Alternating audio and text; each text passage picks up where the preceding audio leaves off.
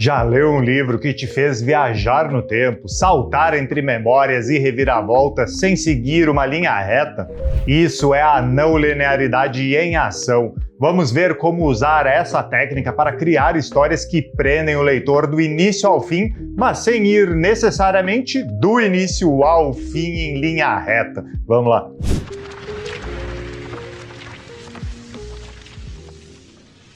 Que tal se autopublicar de maneira impressa? Para isso, você precisa diagramar o seu livro. O problema é que você quer ter uma diagramação profissional, não uma qualquer, certo? E se você pudesse aprender a usar um programa profissional de diagramação e ter o seu livro dos sonhos feito por você, e ainda adquirir uma habilidade que poderá ser usada não só no livro atual, mas nos próximos também?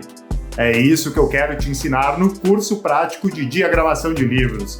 Vou te mostrar o passo a passo para criar o seu projeto gráfico no InDesign e diagramar o seu livro botão a botão.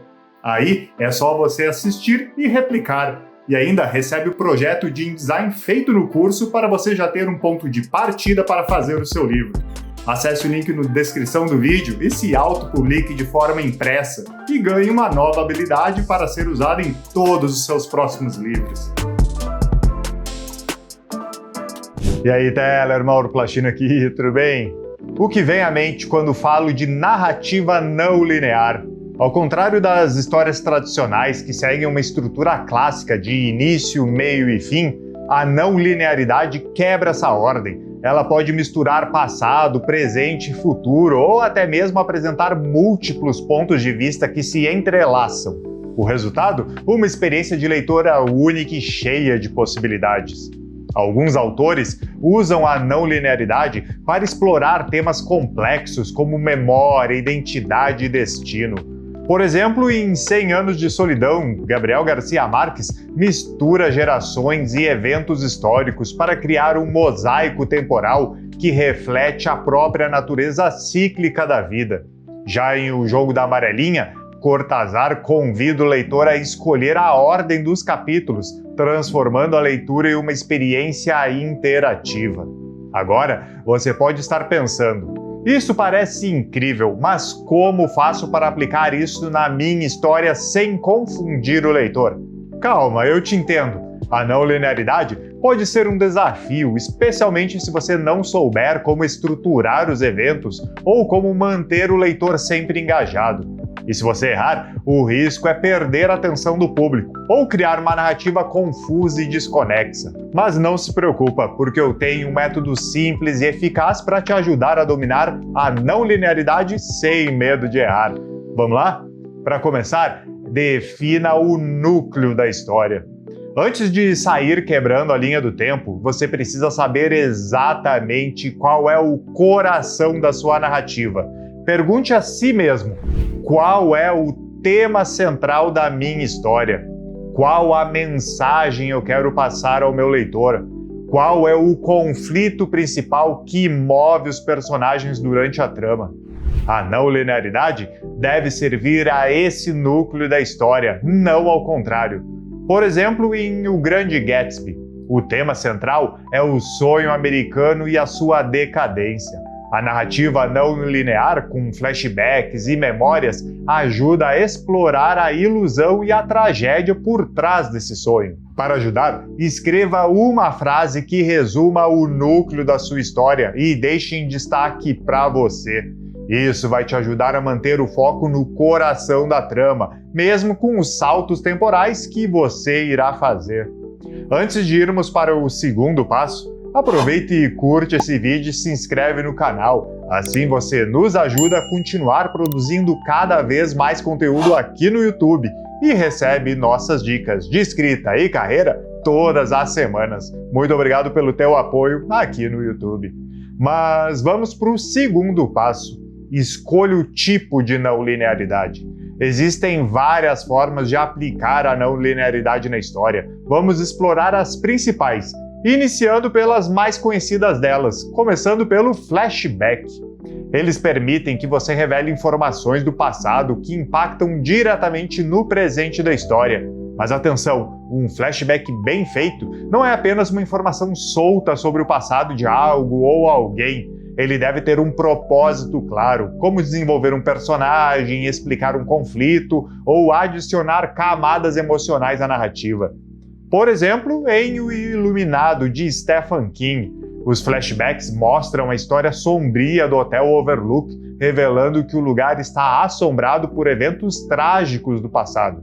Essas memórias não apenas explicam o comportamento dos personagens no presente, mas também aumentam a tensão e o horror da narrativa. Outro exemplo clássico que a gente já falou aqui é O Grande Gatsby, de Scott Fitzgerald.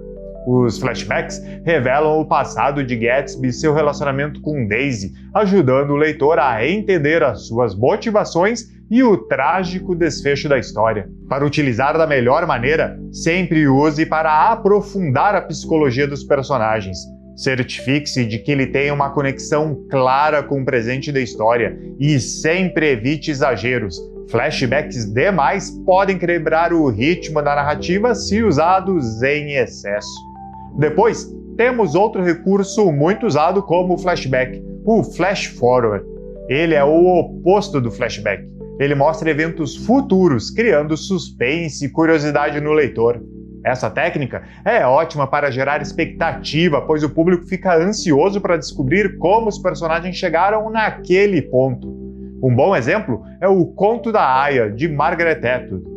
No livro, a protagonista Offred frequentemente intercala sua narrativa presente com flashes do futuro, que sugerem que ela está contando a sua história de um ponto no tempo posterior aos eventos principais. Esses flash-forwards são sutis e fragmentados, mas cumprem um papel importante na construção da tensão e na exploração psicológica da personagem. Assim como no flashback, analise se o evento futuro é relevante e impactante e cuide para não revelar demais, afinal o objetivo é gerar curiosidade e não entregar spoilers. Depois desses dois mais famosos, também podemos falar das narrativas paralelas. Elas são histórias que acontecem ao mesmo tempo, mas em lugares ou tempos diferentes e que eventualmente se conectam.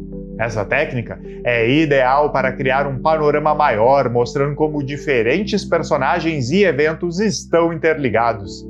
Um exemplo clássico é As Crônicas de Gelo e Fogo, de George R.R. Martin. A série usa múltiplos pontos de vista para contar histórias que acontecem simultaneamente em diferentes partes do mundo, criando uma trama rica e complexa. Outro exemplo é um bem banal, A Bela e a Fera, onde a narrativa da Bela e da Fera acontecem em paralelo até que os seus destinos se cruzam. Para usar a narrativa paralela da melhor forma, é importante explorar diferentes perspectivas sobre o mesmo evento, mas se certificando de que as histórias têm uma conexão clara em algum momento, e sempre tentando manter o equilíbrio, fazendo com que uma narrativa não domine demais as demais. O último tipo é a estrutura circular. Ela é uma das técnicas mais poéticas da não linearidade. Nela, o fim da história se conecta ao início, criando um ciclo que reflete temas como destino, repetição e eterno retorno. O exemplo icônico é 100 Anos de Solidão, de Gabriel Garcia Marques. A narrativa começa e termina com a fundação e a destruição de Macondo, mostrando como a história da família Buendia está fadada a se repetir.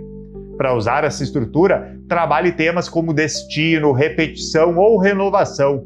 Crie conexões simbólicas entre o início e o fim da história e garanta que o ciclo faça sentido dentro do contexto da narrativa. Esses são os 4 principais tipos de não linearidade que você pode utilizar na sua história, mas muitas vezes não basta apenas saber o que usar, mas é preciso saber como usar. Uma dica muito boa é você sempre utilizar âncoras narrativas durante toda a história. Esse é um dos segredos para não confundir o seu público. Essas âncoras podem guiar o leitor entre as diferentes linhas do tempo.